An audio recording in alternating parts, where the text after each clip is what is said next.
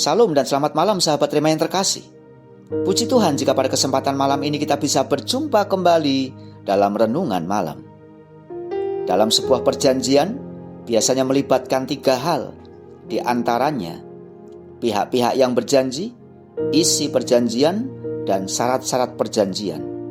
Isi perjanjian biasanya menyangkut tentang apa yang harus dilakukan oleh kedua belah pihak. Sedangkan syarat perjanjian adalah sanksi yang diberlakukan kalau seandainya salah satu pihak tidak setia kepada isi perjanjian yang dibuat. Diawali dengan kisah tentang kejahatan dan kekerasan yang dilakukan oleh manusia, sehingga Allah memutuskan untuk memusnahkan bumi dan segala isinya. Tetapi Nuh mendapat kasih karunia dari Allah, dan Allah menawarkan keselamatan kepadanya beserta keluarga. Alkitab mencatat, karena Nuh adalah manusia yang benar dan dekat dengan Allah. Kedekatan Nuh dengan Allah ditunjukkan melalui sikap yang mau mendengar dan melaksanakan firman Allah. Nuh membuat bahtera sesuai dengan perintah Allah. Ketaatan Nuh kepada Allah menjadi kunci dari keselamatan. Pada akhirnya Nuh tidak hanya menyelamatkan seisi keluarganya, tetapi juga menyelamatkan masing-masing sepasang binatang dari berbagai jenis.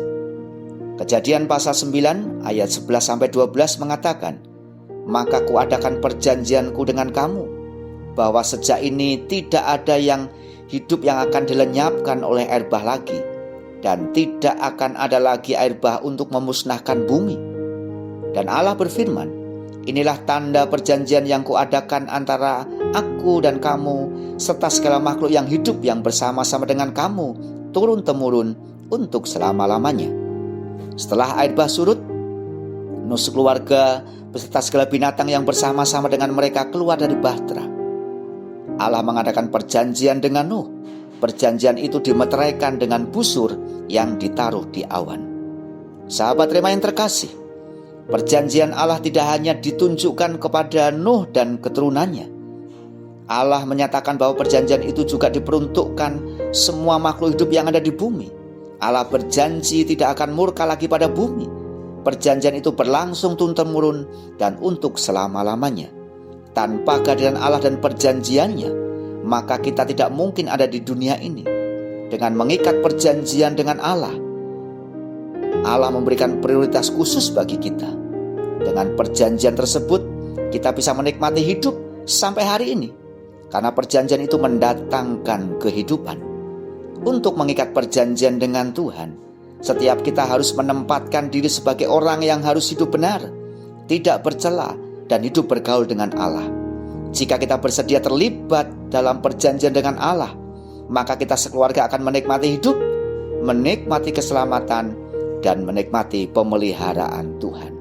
Mari kita berdoa. Bapa di dalam surga, terima kasih untuk perjanjian-Mu.